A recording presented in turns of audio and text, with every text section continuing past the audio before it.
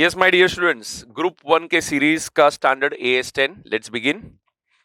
अब ऐसे ही बहुत बड़ा स्टैंडर्ड है, बट इसको अपने को शॉर्ट में रिवाइज करना है, taking considering all the important points. Of course scope, definition, modes of acquisition,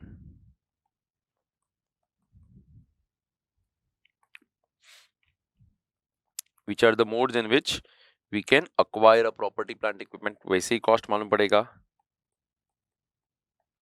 फिर वैल्यूएशन मॉडल,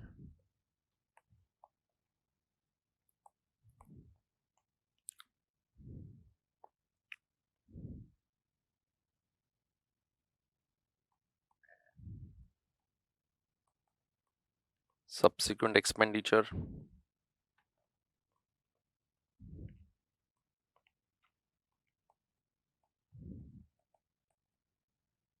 depreciation,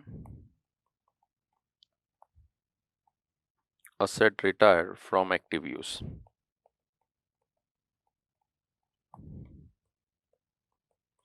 लास्ट चीज है डिस्क्लोजर, जो तुम टेक्स्ट बुक से पढ़ लेते हो। Now see my dear students, ये स्टैंडर्ड किधर अप्लाई नहीं करने का था, मतलब इसके प्रिंसिपल्स यहाँ पे अप्लाई नहीं होते हैं। तो सबसे पहले था wasting assets, nothing but those assets which physically deplete, वहां पे ये स्टैंडर्ड अप्लाई नहीं करने का। Second area was biological asset. Biological asset बोले तो living animals and living plants. मैं जब लिविंग प्लांट्स बोलता हूं तो इसमें एक एक्सेप्शन है, बेरर प्लांट्स। कहने का मतलब क्या हुआ? इसका मतलब ये हुआ कि ये स्टैंडर्ड बेरर प्लांट को अप्लाई होता है।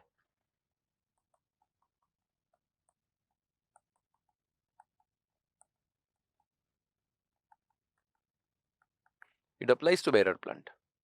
लिविंग एनिमल्स और लिविंग प्लांट्स को अप्लाई नहीं होता है। Exception is nothing but a bearer plant. अब you will have a doubt, तो इसका मतलब बेरर प्लांट क्या होता है? तो माय डियर स्टूडेंट्स, मैं डेफिनेशन पे ही चला जाता हूं कि बेरर प्लांट क्या होता है।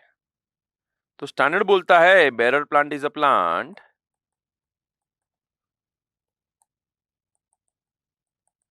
which is held for production or supply of agriculture produce। हमने इसको होल्ड क्यों किया है? फॉर प्रोडक्शन और सप्लाई ऑफ एग्रीकल्चर प्रोड्यूस। दूसरा, bearer plant is a plant that bears the produce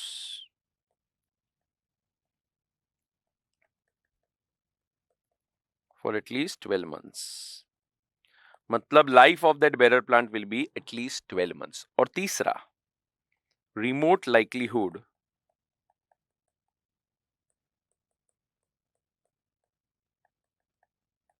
of it being sold as an agriculture produce except for terminal sales। See friends, bearer plant क्या है? तीन चीज। ये वो plant है which is held for production और supply of agriculture produce. Like मेरे पास कोकोनट ट्री है, तो ये मेरे लिए बेरर प्लांट हुआ। इसके ऊपर प्रोड्यूस आता है, means it is going to bear a produce for at least 12 months, means the life of the bearer plant is 12 महीने। और तीसरा, मैं ये बेरर प्लांट को कभी भी बेचने नहीं वाला, means it is not held to be sold like lumber. हम झाड़ी उगाते हैं उसका वुड काट के बेचने के लिए, तो फिर वो बेरर प्लांट नहीं है। ऐसा अगर कोई टिम्बर पर्पस के लिए आप प्लांट उगाया है, then it is not. So the bearer plant is nothing but a plant which fulfills all the three conditions, all three. So AS10 applies to bearer plant, it does not apply to living plants other than bearer plants. फिर मैं आता हूं what is property plant equipment.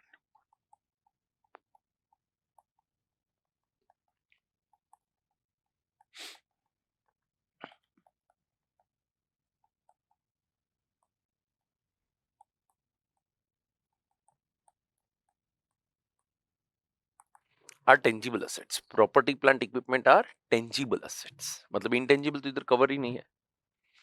Held for क्या? Production. Held for supply of goods or services. Held for giving it on rental basis. Or I can say administrative purpose.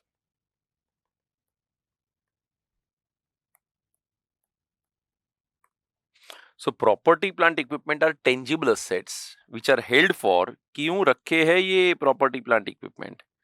Production, supply of goods or services, rental किसी को भाड़े पे देने के लिए, or for administrative purposes, and expected to be used for at least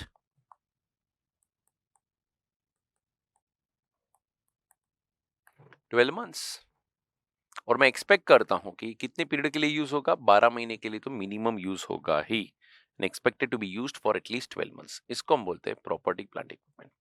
So property plant equipment are tangible items held for production or supply of goods or services or rental basis or administrative purpose and expected to be used for at least 12 months. 12 महीना हम लोग इसको use करेंगे, तो हम इसको PPE बोलते हैं. Clear friends? ये हो गया मेरा दो definition. I don't want to go any more definition on this. Basic definition है. अब फ्रेंड्स मोड्स ऑफ एक्विजिशन पे आते हैं, जो हमारा थर्ड एरिया है. Modes of acquisition. How can you acquire a property plant equipment?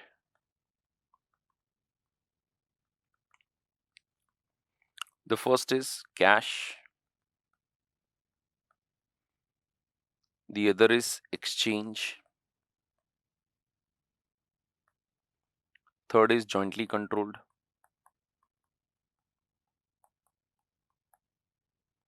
fourth is consolidated basis,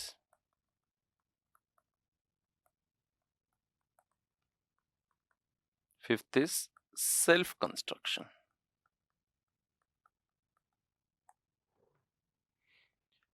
Of course there are other three but not covered by this standard, जैसे कि property plant equipment on lease, AS19 आता है. Government grants, amalgamation में अगर acquire किया, so this is not covered by this standard.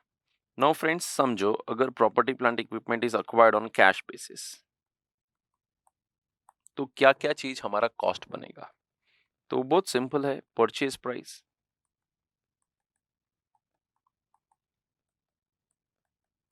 Plus direct expenses. कौन से expenses? वो सब expenses which are necessary to bring the PPE into working condition. Working condition में लाने के लिए जो भी खर्चा होता है वो सब ऐड हो जाएगा. Direct expenses,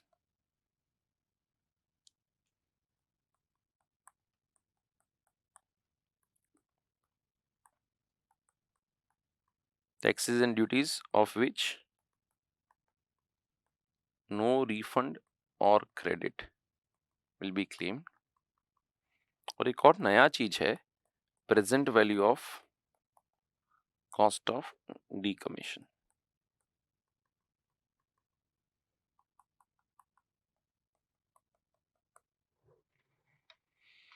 purchase price, I hope everybody knows what is purchase price, उसमें कोई डाउट नहीं रहता. डायरेक्ट एक्सपेंस में क्या आ सकता है? नथिंग बट ट्रांसपोर्ट चार्जेस तुम बोल दो, इंस्टॉलेशन एक्सपेंसेस आ गया, परचेज कमीशन हो गया, साइट प्रिपरेशन हो गया, I mean to say all those expenses which are necessary to bring the property plant equipment into working condition. उसको working condition में लाने के लिए जो भी खर्चा होगा वो सबका सब खर्चा ऐड करने का है, वो हो गया direct expenses. Taxes and duties of which no refund और क्रेडिट. अगर मैं कोई जीएसटी पे किया, कस्टम पे किया, अगर इसका मेरे को क्रेडिट मिलने वाला है, इसका मेरे को रिफंड मिलने वाला है, तो हम इसको हमारे कॉस्ट ऑफ असेट में ऐड नहीं करते हैं. मिलने नहीं वाला है तो हम कॉस्ट ऑफ असेट में ऐड करते हैं. And the last, present value of cost of decommission. Present value of cost of decommission मतलब क्या? सर मैंने जो असेट खरीदा है, उस असेट को जब हम खरीदते हैं तो कभी कभी हमारे ऊपर एक लीगल ऑब्लिगेशन आता है. और वो लीगल ऑब्लिगेशन क्या है कि हम इस असेट को डीकमीशन करेंगे. We will restore back what it was. तो ये लीगल ऑब्लिगेशन मेरे पे आज से है. जैसे कि न्यूक्लियर पावर प्लांट में होता है, ये सब में क्या I have to restore the asset. Hazardous asset है वो. तो ये असेट को हम डिमोलिश करके उसका जो भी स्क्रैप रहेगा उसको कैसे बेचेंगे या इसको खत्म कैसे करेंगे वो सब अलग बात है, बट ये पक्का है करना तो पड़ेगा. तो हमको क्या करना पड़ता है, ये ऑब्लिगेशन है तो ये ऑब्लिगेशन का प्रेजेंट वैल्यू फाइंड करने का. I have to find out the present value of this obligation, present value of cost of decommission. क्योंकि जो पेमेंट करना है वो आज नहीं करना है, 50 साल के बाद करना है. तो 50 साल के बाद जो पेमेंट करने वाले हो उसका आज का प्रेजेंट वैल्यू कितना है, that is present value of cost of decommission. उसमें ऐड हो गया, ये हो गया हमारा टोटल कॉस्ट. फिर हम आते हैं एक्सचेंज पे. अगर मैं असेट एक्सचेंज पे ले रहा हूं, मतलब जो आ रहा है वो पीपीई है, जो जा रहा है वो अदर असेट है. PPE against another asset, PPE against securities. PPE against another asset, PPE against another asset. तो क्या करेंगे? If PPE is against another asset, तो हमको क्या करने का है? Nothing but number 1, fair value of asset given up. ये जो अमाउंट रहेगा इसको पहला preference, fair value of PPE acquired. इसमें से कोई भी नहीं लेने का है. हाँ, मैंने तुमको मशीनरी दिया और तुमसे मैंने एक बिल्डिंग लिया या एनी असेट दिया, तो जो असेट दिया उसका फेयर वैल्यू, उसको फर्स्ट प्रेफरेंस है, फर्स्ट प्रेफरेंस. अगर वो अवेलेबल नहीं है तो next is nothing but fair value of PPE acquired. अब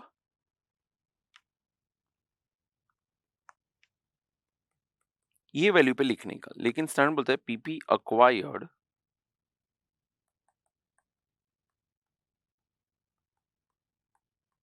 is to be recognized at book value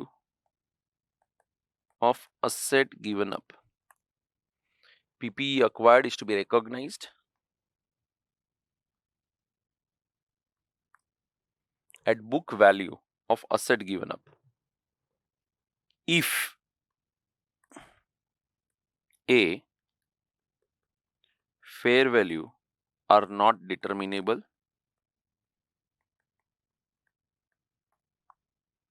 and B, the exchange transaction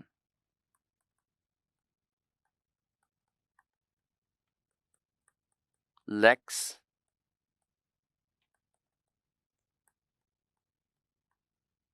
commercial substance. The exchange transaction lacks commercial substance. तो ऐसा करने का है. PPE acquired is to be recognized at book value of asset given up if fair value are not determinable or the exchange or the exchange transaction lacks commercial substance. PPE again security है तो क्या करने का, तो अपने पास दो option है, fair value of securities issued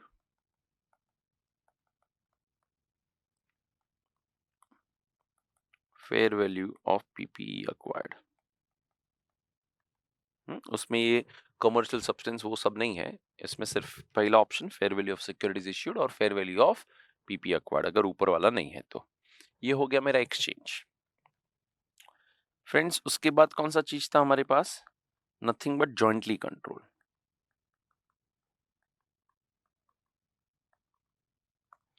अगर जॉइंटली कंट्रोल्ड है तो स्टैंडर्ड बोलता है रिकॉग्नाइज शेयर ऑफ पीपीई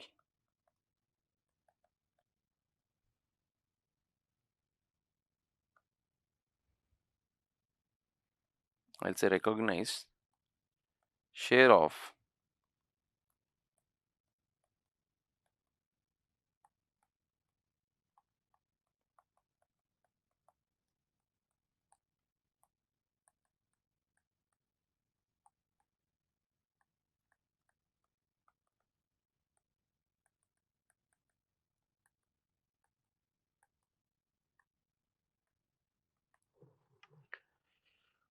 अगर जॉइंटली कंट्रोल्ड असेट है तो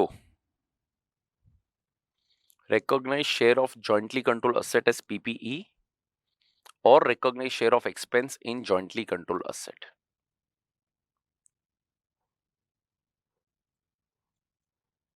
ठीक है, नाउ फ्रेंड्स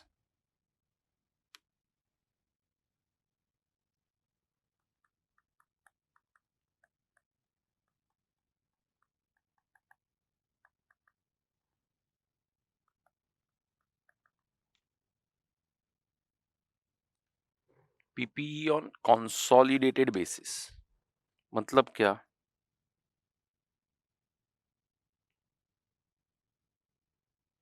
मैंने क्या किया है, समझो एक प्रीमाइसिस खरीदा, उस प्रीमाइसिस के साथ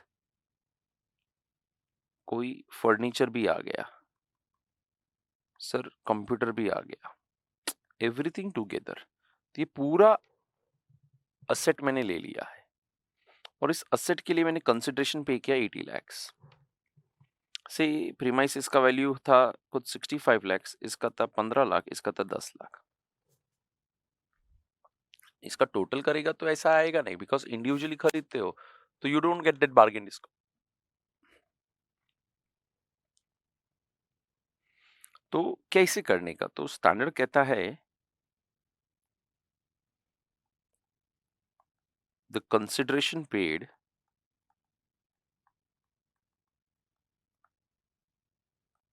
is to be allocated on reasonable basis.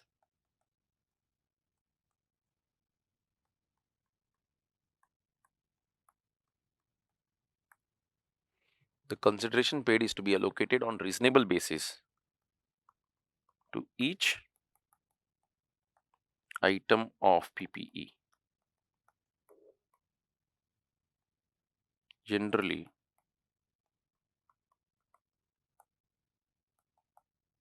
in the ratio of fair value. Premises, furniture, computer, ये सब है बेटा, इसका रेशियो में जाने का। Consideration paid is to be allocated on reasonable basis to each item of PPE, generally in the ratio of fair value.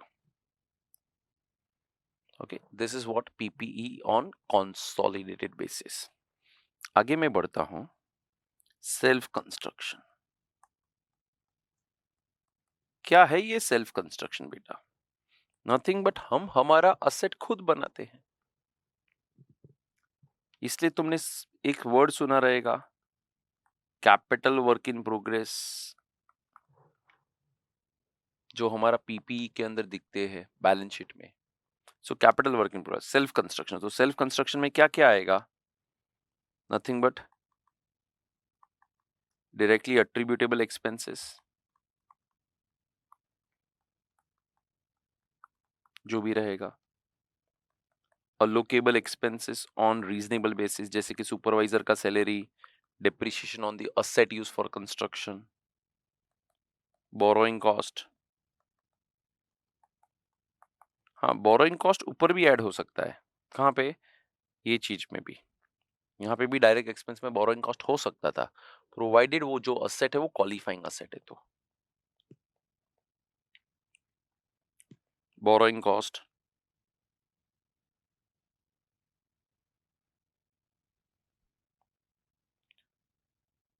Net cost of test run, हमने कुछ टेस्ट रन किया है तो उसका net cost of test run.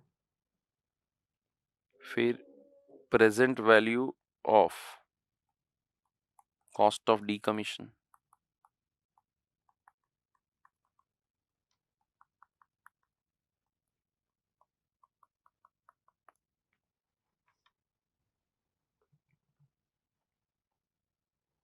Present value of cost of decommission.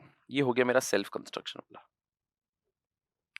ठीक है। Directly attributable expense, allocable expense, borrowing cost, net cost of test run, present value of cost of decommission, ये सब capital work in progress के अंदर add होता जाएगा और फिर बाद में capital work in progress will be transferred to the particular asset. Machinery बन रहा है तो मशीनरी में ट्रांसफर होगा, बिल्डिंग बन रहा है तो बिल्डिंग में ट्रांसफर होगा, and that is the way. या ये हो गया मेरा valuation concepts. Now friends, valuation in the sense cost कैसे फाइंड करने का बेसिक। ये वैल्यूएशन का ही बात किया था मैंने, लेकिन initial measurement is at cost. Initial measurement is at cost.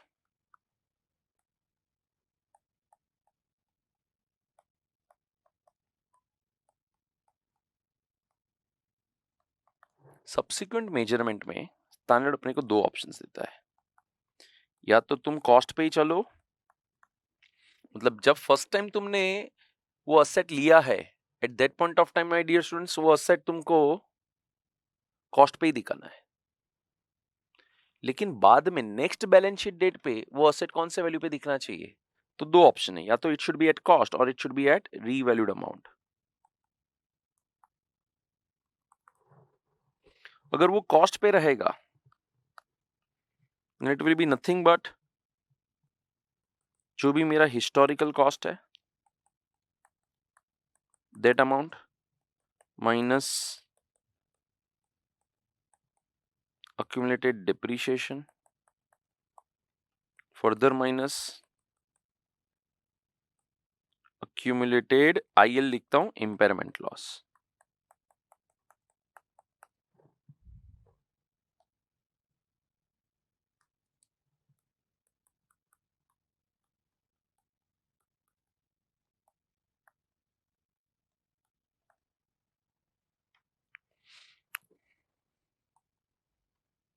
Revalued amount है तो रीवैल्यूड अमाउंट जो भी रहेगा reduced by accumulated depreciation, further reduced by accumulated impairment loss।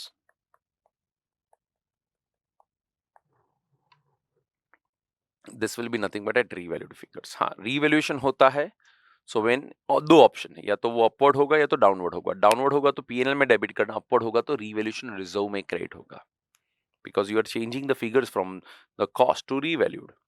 हाँ, रीवैल्यूएशन मॉडल यूज करो या तो हिस्टोरिकल करो, जो भी करेगा has to be applied to the whole class of asset. You can't say एक मशीन को मैं रीवैल्यूड पे लेके जाएगा, बी मशीन को मैं कॉस्ट पे लेके जाएगा, नहीं, वो पूरा क्लास ऑफ मशीनरी जो भी रहेगा it will be at revalued amount only.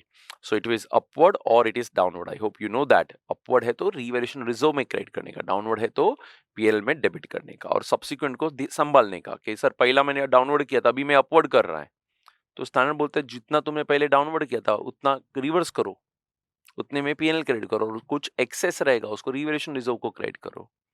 Same way पहला तुमने अपवर्ड किया था बाद में तुम डाउनवर्ड कर रहा है तो utilise revaluation reserve first and then go for the other areas.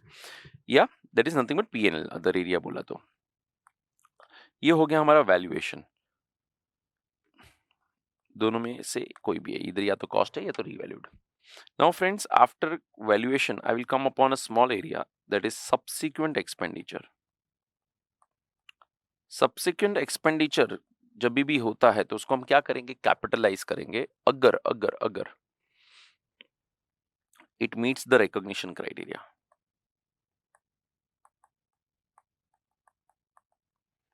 अगर मेरा खर्चा meets the recognition criteria then I will capitalise. Recognition criteria बोले तो क्या होता है recognition criteria? Sir, cost is incurred which can be measured reliably, और दूसरा future economic benefits will flow to the entity.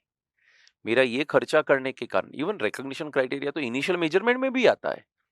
अगर जब मैं असेट अक्वायर करता है तभी मुझे लगता है कि सर इसमें से मुझे कोई फ्यूचर इकोनॉमिक बेनिफिट नहीं मिलने वाला है, तो पूरा का पूरा एक्सपेंस ऑफ कर डालते हैं। लेकिन लेकिन लेकिन सब्सिक्वेंट एक्सपेंडिचर में भी ये वापस देखना है। मेरे पास ऑलरेडी एक एग्जिस्टिंग असेट है, उसके ऊपर कुछ खर्चा हुआ तो कैपिटलाइज करने का कि नहीं करने का? Meets the recognition criteria, you will say yes sir. Meets the recognition criteria, yes. Or you can say no sir, it does not meet the recognition criteria. If it meets the recognition criteria, capitalize. Does not, then expense of subsequent expenditure. Now I come upon depreciation, second last area before we go for asset retire from active use. What are the factors that decide depreciation? Can I say cost, scrap value, in useful life?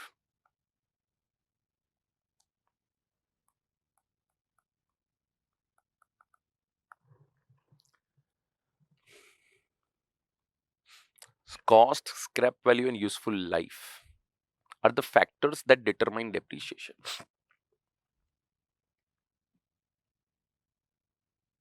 कौन सा method करने का? Standard बोलता है based on economic benefit. जिस ratio से economic benefit मिलेगा उसी हिसाब से एसएलएम या तो डब्ल्यूडीवी हो सकता है। बट बहुत इंपॉर्टेंट चीज है जो स्टैंडर्ड यहाँ पे देता है, वो है कंपोनेंट अकाउंटिंग। कि for determining depreciation we should go for component approach. जैसे कि कोई असेट है जिसमें सिग्निफिकेंट कंपोनेंट है, तो मैं उस सिग्निफिकेंट कंपोनेंट का बाइफर्केशन करेगा, इन सेंस वो असेट का बाइफर्केशन करेगा इनटू सिग्निफिकेंट कंपोनेंट। जैसे कि एयरक्राफ्ट है, तो उस एयरक्राफ्ट का बॉडी और एयरक्राफ्ट का इंजन बहुत दोनों बहुत बड़ा सिग्निफिकेंट कंपोनेंट है। तो एयरक्राफ्ट बॉडी और एयरक्राफ्ट इंजन, उसको मैं अलग अलग डिप्रिशिएट करेगा based on the useful life of that aircraft engine and aircraft body. That is referred as component approach. या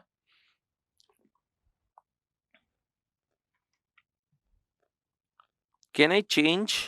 Yes, there can be change in cost, there can be change in scrap value, there can be change in useful life, and there can be change in method of depreciation also.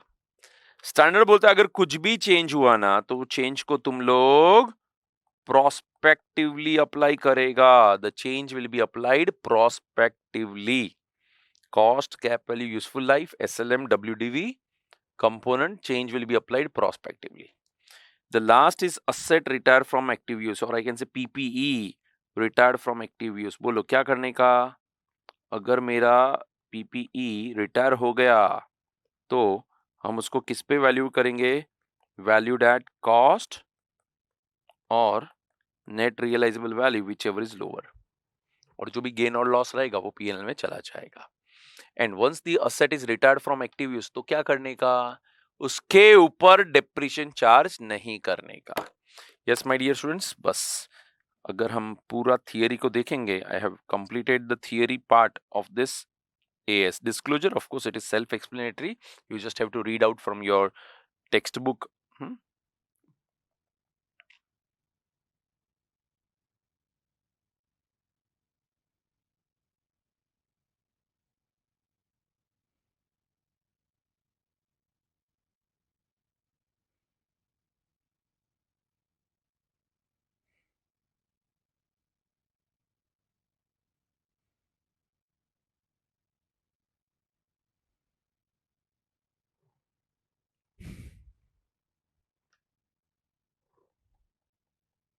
बरोबर?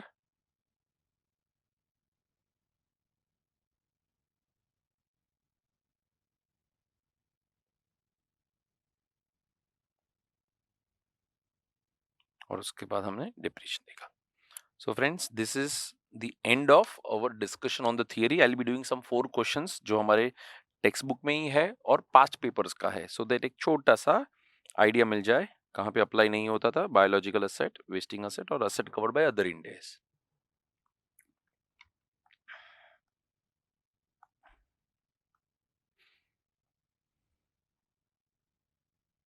ये देखो, free वाला मैंने cover नहीं किया because वो हम AS12 में ऑलरेडी कवर कर लिया है. गवर्नमेंट ग्रांट्स, ठीक है. Revaluation, component accounting, subsequent expenditure, depreciation, retirement. Okay, so friends, these are just the disclosure. You can just have a glance over it. कुछ इतना एग्जामिनेशन पॉइंट ऑफ व्यू के लिए disclosure are not that much important, but you should have an idea कि क्या होता था disclosure. I come directly on past paper का. See, past paper में बहुत सारे पास्ट पेपर ऐसे हैं जो AS10 के जमाने के हैं, जब जूना फिक्स असेट होता था, तो वो हमको करने का इतना जरूरत नहीं है. वो कॉन्सेप्ट जिसमें गुडविल और वो सब दिखेगा तुमको AS10 में, तो वो जूना AS10 गुडविल को डील करता था. अभी नया जो AS10 बना है, प्रॉपर्टी प्लांट इक्विपमेंट रिवाइज हुआ है, उसमें वो गुडविल का पॉइंट नहीं आता है. So that type of questions are obviously not to be done. They were once upon a time part of our syllabus. In the books of optic fiber, plant and machinery stood at 6,32,000 on 1st April 2013. However, in scrutiny, it was found that worth rupees 120 was included in purchase on 1/6/2013. On 30th June 30, company disposed of machine having book value of 189 on 1/4/13 for 175 in part exchange of a new machine costing 256. The company charges depreciation at 20% WDV on plant and machinery. एकदम basic है. सबसे पहले तो मेरे पास 6,32,000 का तो asset है ही, उसमें मुझे 120 को ऐड करना है. हाँ, 120 को ऐड करना है और 189 को माइनस करने का है, बिकॉज जो असेट डिस्पोज ऑफ किया है उसका बुक वैल्यू 189 है, और जो नया असेट खरीदा है उसका फेयर वैल्यू कितना है, उसका कॉस्ट है 256. यस, सो मैं वर्किंग नोट पे ही जाता हूँ सीधा का सीधा. पहले तो कि जो असेट है उसका बुक वैल्यू था 189. कब बेचा उसको? 30th जून को. If you read the question, it is sold on 30th जून, मतलब 3 महीने का डिप्रेशन लगा वर्किंग नोट पे, देख लीजिए. So you are getting WDV of this much. मैं कितने में बेचा? 175 में. So loss on exchange is 4550, बरोबर है, और इसका डिप्रेशन 9450. अब मेरे पास जो असेट है 632 मेरा ओपनिंग बैलेंस था, नवा खरीदा 120, ये 1 जून को खरीदा, फिर जो एक्सचेंज किया 30th जून को, तो टोटल हो गया 3,76,000 टोटल. ये दोनों का टोटल. और मेरा असेट है 10,08,000. उसमें से मैंने 189 माइनस कर दिया, तो 8,19,000 आया. अभी 8,19,000 पे कितना depreciation? So my dear students, don't you think 120 के ऊपर 9 महीने का डेप्रिसिएशन लगेगा, 10 महीने का डेप्रिसिएशन लगेगा, और 256 के ऊपर कितना डेप्रिसिएशन लगेगा? सर उसके ऊपर हम 9 महीने का डेप्रिसिएशन लगाएंगे, और जो 632 में से 189 चला गया, वो जो बच गया उसके ऊपर पूरा 12 महीने का डेप्रिसिएशन लगेगा. तो वो डेप्रिसिएशन का वर्किंग इधर है. Depreciation on old machinery 20% on 6,32,000, हाँ, opening balance for 3 months, that is 31,600. फिर जो नया मशीनरी अक्वायर हुआ है उस पे 10 महीने का, और जो बाकी का है depreciation on machinery after adjustment for exchange, तो 20% ऑफ 632 माइनस 189 प्लस 256 का 9 महीना, बिकॉज 3 महीना तो मैंने 632 पे इधर लगा दिया था. सो ये हो गया मेरा टोटल डेप्रिसिएशन 156,450. अभी तुम बोलेगा सर इधर तो माइनस 156 नहीं किया है.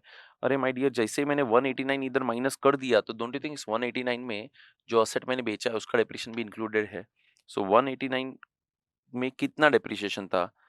तो 9450 का डेप्रिसिएशन था, बिकॉज जब मैंने इधर डेप्रिसिएशन लिखा है 31,600, डोंट यू थिंक ये जो असेट बेचा उसका भी डेप्रिसिएशन इसके अंदर इंक्लूडेड है. या that is how the working is. So my book value is 672. Hence total में से मैंने 9450 का डेप्रिसिएशन उड़ा डाला है. Now friends, one more question. Messrs versatile limited purchase machinery for 4,80,000 inclusive of excise duty of 40,000. Senvet credit is available for 50% of the duty paid. 50% Senvet मिलेगा. The company incurred following expense for installation.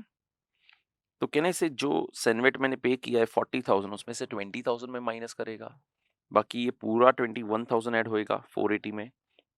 Total labour charges 66,000 नहीं add होएगा, कितना 200 by 600 if you read the sum, total labor charges 200 out of total 600 man hours were spent for installation of machinery, so सिर्फ फिर ये पूरा 6,000 add होएगा। Total salary of supervisor 24,000, लेकिन उसने सिर्फ 25% टाइम काम किया है, so only 25% we will be adding। Total admin expense 1/10 relates to plant installation, तो क्या करने का इसका 1/10। Test run sir full amount, consultancy charges paid to architect, अरे सर पूरा अमाउंट, depreciation on the asset use for installation sir full amount ही आएगा, सब कुछ full amount. The machine was ready for use on 15/1/2015 but was used from 1/2/2015, लो delay कर डाला। Due to this there is delay and further expense of 19,000 were incurred. ये जो further expense of 19,000 हुआ है ना बेटा, ये हम लोग कैपिटलाइज नहीं करेंगे। क्यों नहीं करेंगे? Because this are not the expenses which are necessary to bring our asset or I can say PPE in working condition.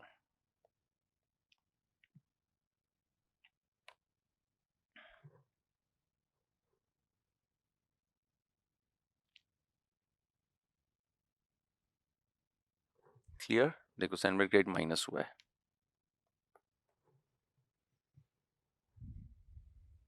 Now proceeding further, एक और छोटा सा क्वेश्चन है।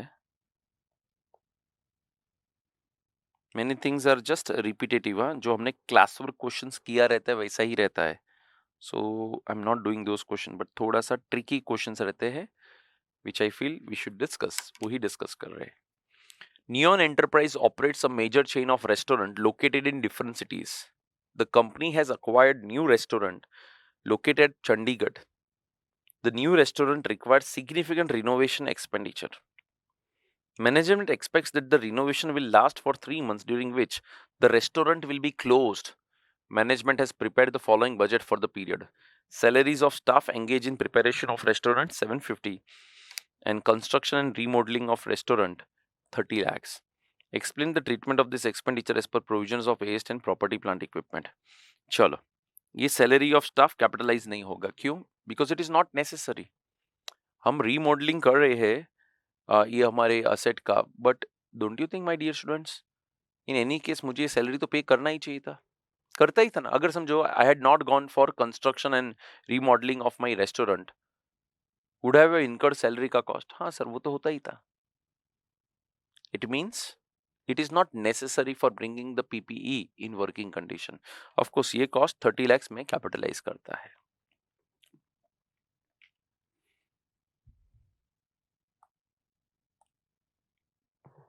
Management should capitalize the cost of construction and because they are necessary to bring, okay, 30 lakhs को capitalize करता है। Cost of salaries of staff 750 before its opening are in the nature of operating expenditure that would have been incurred if the restaurant was open and the cost was not necessary to bring the restaurant. Yeah, should be expensed off. चलो last question, और यहाँ पे हमारा revision session and करेंगे। Last question कर लेते हैं।